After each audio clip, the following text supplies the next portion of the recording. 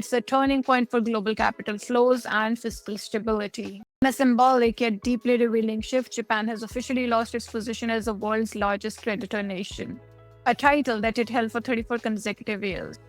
As of the end of 2024, Germany overtook Japan with net external assets totaling 570 trillion yen, compared to Japan's 533 trillion yen. China remains in third place.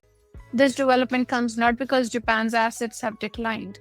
In fact, they have hit an all-time high, but because the rest of the world, particularly Germany, is accelerating in new directions, both economically and geopolitically.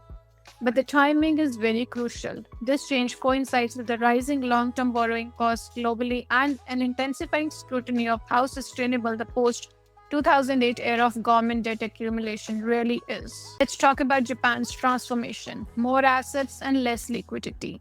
Japan's overseas assets rose on the back of an aggressive foreign direct investment strategy. Japanese firms poured capital into finance, insurance, and retail assets abroad, particularly in the US and in the UK. Unlike the portfolio investments, FDI is not easily unwound.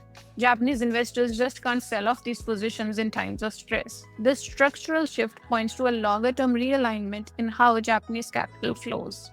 Less about choosing yield, more about operational expansion and diversification. Currency effects have also played a role. The weaker yen inflated the yen-dominated value of German assets, especially as the euro gained around 5% last year. But beyond the FX math, the broader trend is clear. Japan is no longer the world's dominant capital exporter. Meanwhile, the bond markets are flashing red. What makes Japan's status shift even more significant is its backdrop, an accelerating global bond sell-off.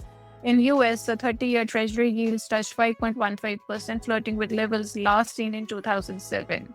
In Japan, the 40-year yield soared to record highs, driven by a pullback by the Bank of Japan's bond purchases and a weaker demand by the traditional institutional buyers like life insurers. Germany, UK, and Australia are also seeing rising yields, a coordinated repricing of the long-term risk.